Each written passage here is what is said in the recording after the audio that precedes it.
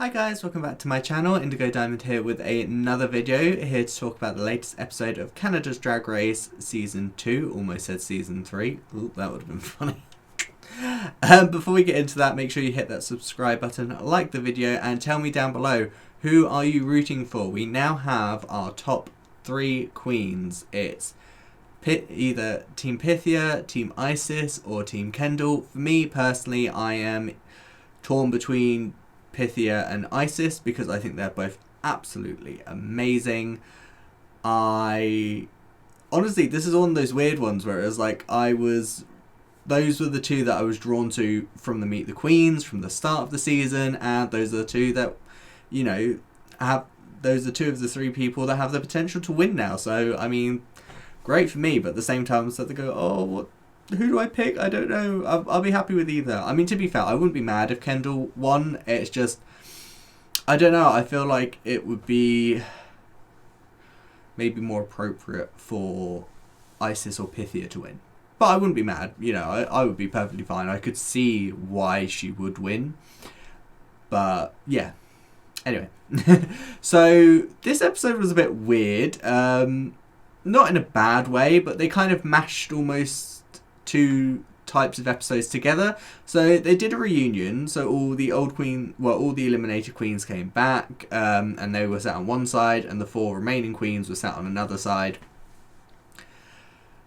I mean, I wouldn't necessarily say there was like a whole lot of drama. It was all pretty, you know, nice, pretty kind. We got our Miss Congeniality queen, which was Suki. I will admit I was surprised, not in a bad way. It wasn't like, oh my god, Suki, what's going on? It was just, oh, okay, not who I thought would have gone for. But again, same with the Nubis in UK, we've got to remember the queens voted for this person to become Miss Congeniality, which clearly means that there was something either behind the scenes, or, you know, something that the queens took to mean she was Miss Congeniality. More than happy for her to be Miss Congeniality. With the Miss Congeniality, for me, I like the fact that the queens get to vote, because I feel like they have a more personal take on it. Like, they will really pick who they think was Miss Congeniality. Whereas obviously when it came to the fan votes, back in this just happened like long ago. I think season 9 was the last time the fans voted for who they wanted Miss Congeniality to be on the US version, and it was always like fan favorite. You know, come on, it's like, you know, the person wasn't necessarily the most congenial. It was just a case of they were the fan favorite for that season, which, you know, it is what it was going to be when you gave it to the fans to vote for. So. But yeah, I much prefer it with the queens voting for it. So more than happy for Suki. Congratulations on getting Miss Congeniality. It is a great honour to be bestowed on you.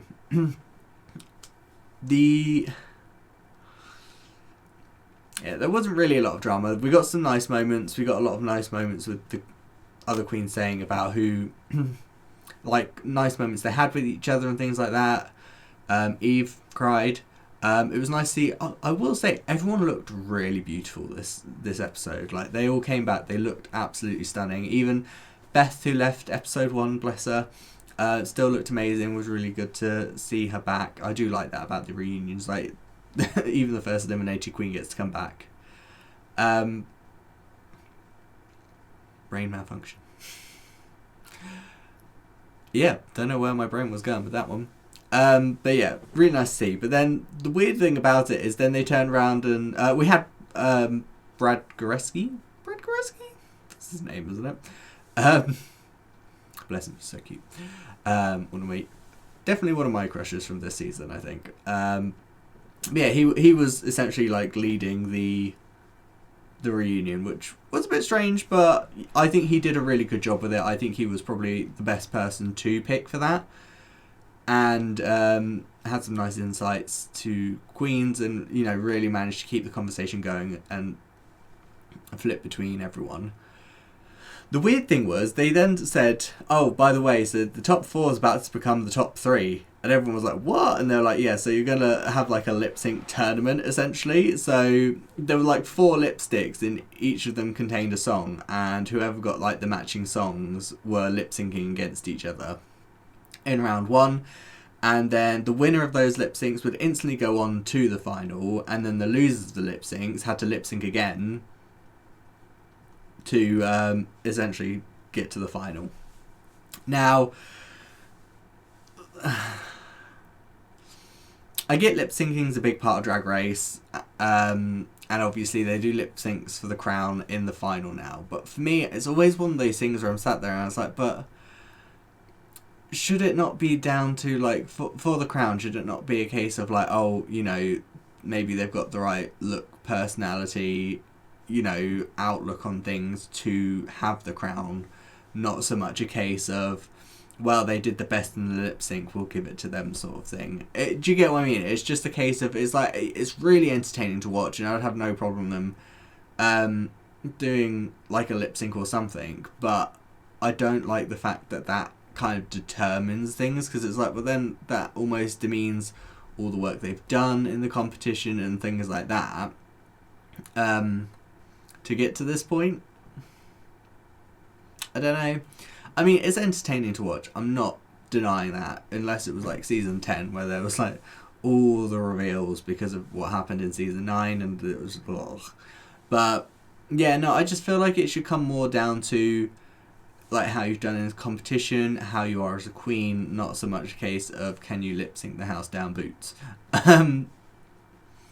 But I was very worried for Pythia in this episode, because I was like, oh, we've not seen her lip sync yet. Is she gonna be okay? Because for me, I was like, I want her to be in the top 2. Well, top 3. I wanted to get to the final, essentially. Icesis, I had no worries about. I was like, Icesis has got this. She'll be fine. So it's quite interesting, because Kendall, Gender, and Geometric ended up going against each other, and Icesis and Pythia went against each other, and I was sat there going, oh my god, please don't tell me I'm going to lose one of my tops in this episode. I was like, I'll be really sad. So Kendall, they were all to RuPaul songs, which was, I was kind of like, oh, okay. I was like, I mean, I get it, you know, Drag Race, you know, RuPaul was like the figurehead of this, so fair enough. But I'm trying to think.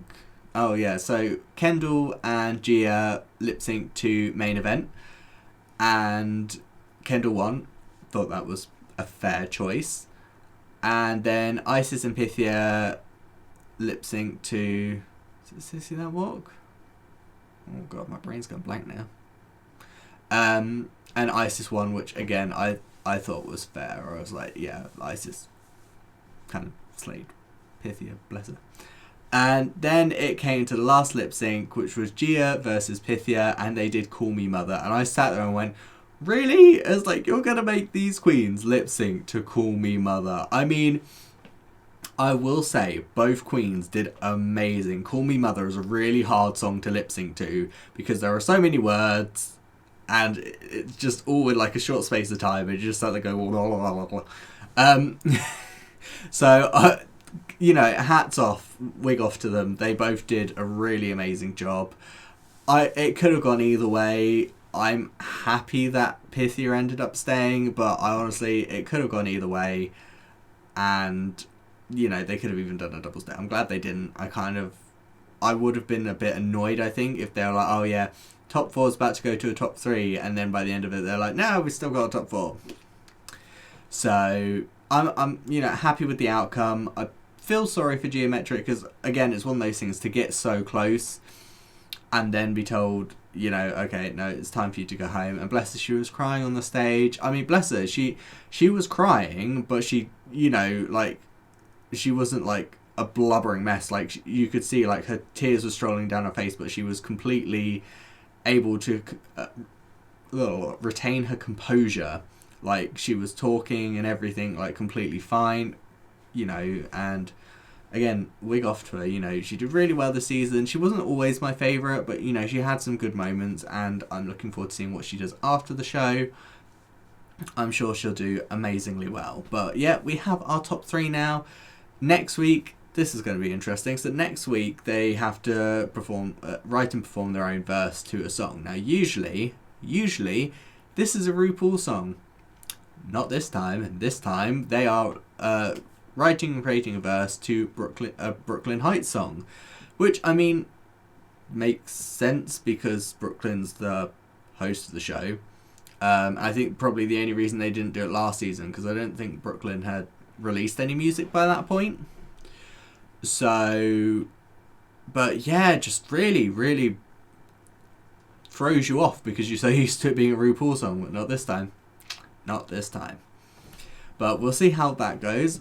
Let me know down below, who are you rooting for? Are you hashtag Team Pythia, hashtag Team Icesis Couture, or hashtag Team Kendall Gender? It's going to be an interesting week next week. And then I'll probably be back down to, what, one video? One video a week? Because, I mean, it won't be for too long, because to be fair, season 14 starts in January, which isn't that long away. Wow, 2021 is almost over. That's a thought, isn't it? Anyway, while you're down there, let me know who you are rooting for. Make sure you hit that subscribe button, like the video, and I will see you lovely people next time. See ya! Bye!